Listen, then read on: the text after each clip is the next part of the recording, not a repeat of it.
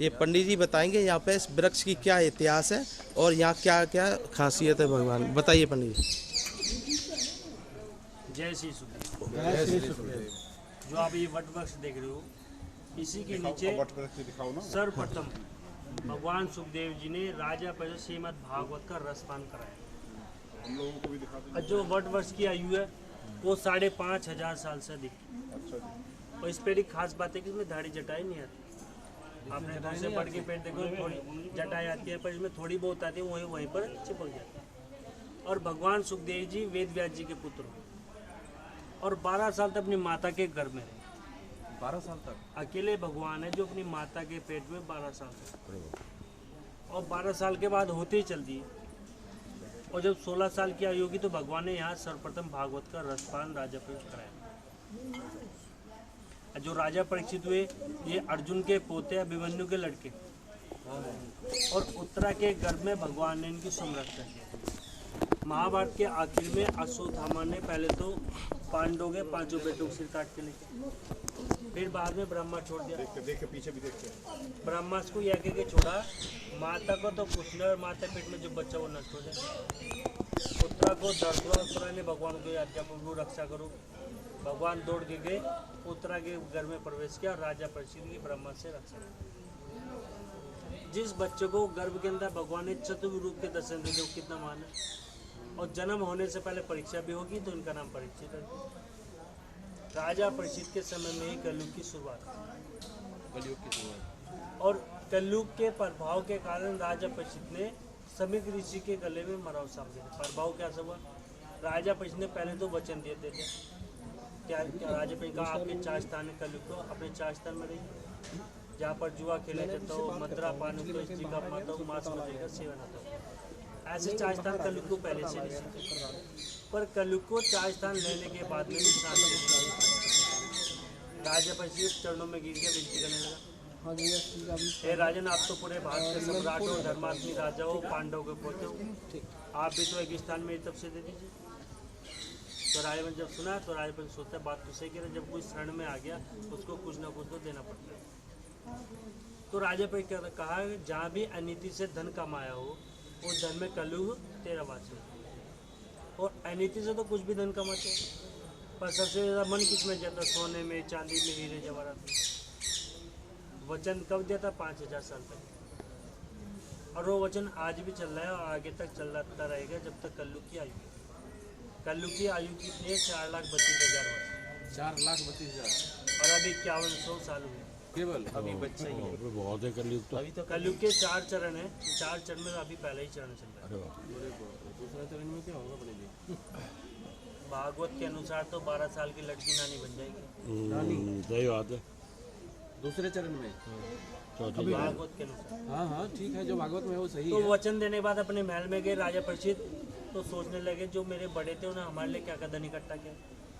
तो खजाने भंडार में गए, देखा तो सोना चांदी हीरे जवाहरात सभी भरे पड़े, पर एक मुकुट जो था जो सबसे ज़्यादा चमक रहा वो भी किसका था? राजा जरासंध, जो अनीति से धन कमाया हुआ। जरासंध, हाँ जरासंध। उस मुकुट को क्या कलयुग में चमकीली चीज़ बहुत अच्छी लगती है, उठा के पहन लिया। अब ये तो मालूम ही राजा पे धन कौन लाया था, कैसा था, किसका था। जब पहन लिया तो उसमें कलयुग का आवास होगा, बुद्धि ज्योति खराब हो गई। उसी मुकुट के प्रभाव के कारण राजा परीक्षित ने समीक ऋषि के गले में मराव साँप दे दिया, और समीक ऋषि जो पुत्र संग ऋषि उन्होंने साफ दे दिया कि जिस किसी भी राजा ने मेरे पिता के गले मराव साँप गिराया, आज से 7 दिन वो नाश तक्षर ना बन के, और पृथ्वी पर यह कोई श्राप बदल नहीं सकता, ऐसा बहुत श्राप दिया। कुछ मृत्यु अकाल मृत्यु में आती है, जैसे सांप के काटने से मरता है आदमी, पानी में डूब के मरता है, आग में जल के मरता है, एक्सीडेंट में मरता है, आत्महत्या करता है।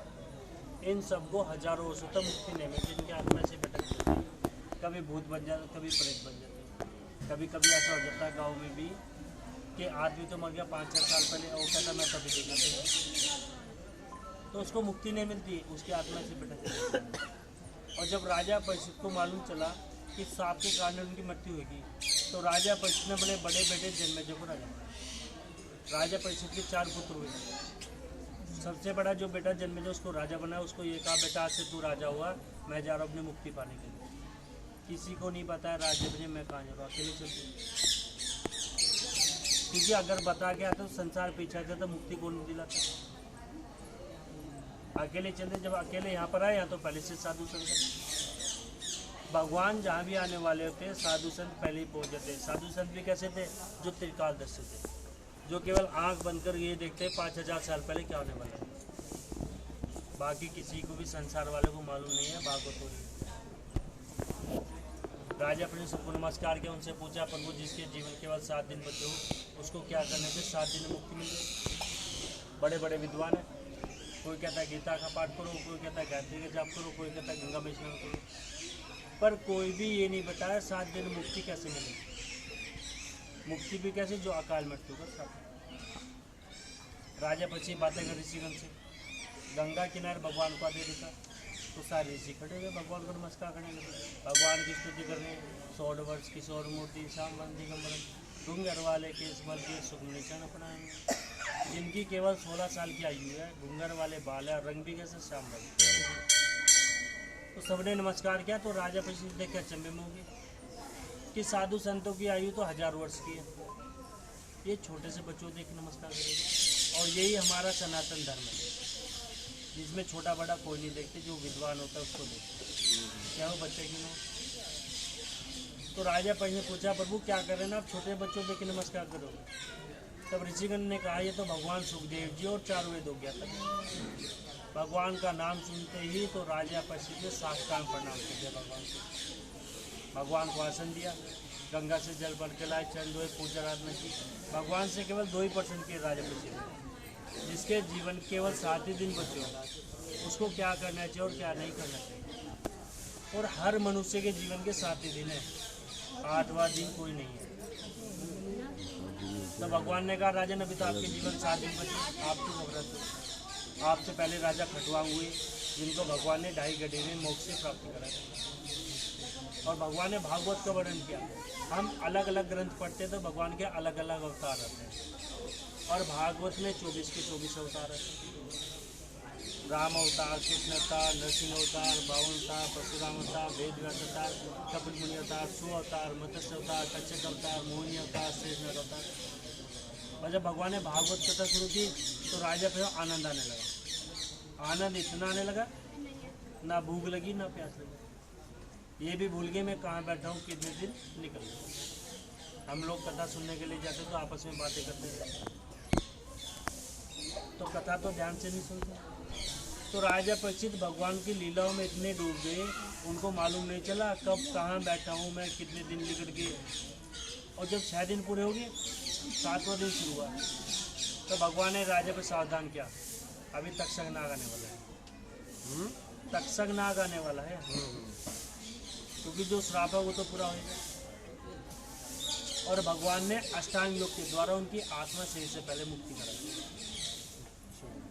केवल मिट्टी रूपी शरीर का। और शरीर की कीमत जब तक होती है जब तक शरीर में प्राण निकलते, जब शरीर से प्राण निकलते तो घर वाले कहते हैं तो जल्दी ले चलो, इसे बदबू कर रहे।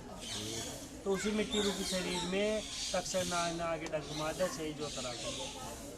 तो भगवान ने भागवत के द्वारा राजा परीक्षित को मोक्ष की प्राप्ति कराई, जो मोक्ष पांडवों को नहीं मिला भगवान के साथ में रहने से। देवता भी तरसते हैं कि हमको मोक्ष चाहिए, कोई मोक्ष केवल राजा परीक्षित को। मोक्ष मतलब होता है जन्म और मरण, इन्हीं से बंधनों मुक्ति करा दी भगवान ने। ना है दोबारा किसी के पेट में जाना, ना है दोबारा जम लेना। भगवान के धाम में गए, भगवान का नाम का स्मरण करना है।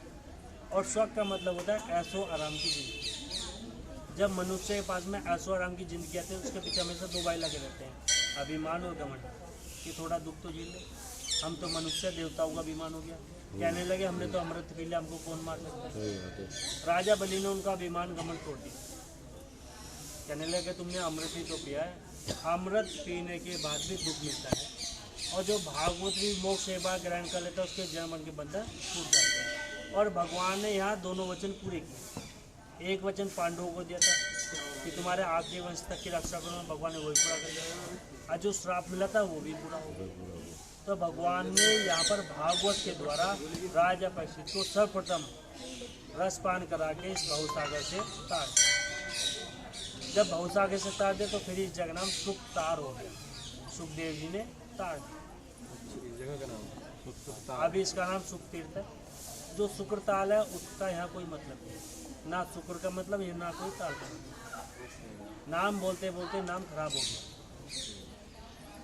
अगर हम अभी इसका नाम सुख तीर्थ है। 2019 में योगी जी के द्वारा इस तीर्थ का नाम सुख तीर्थ। पहले क्या था? अपभ्रंश हो गया।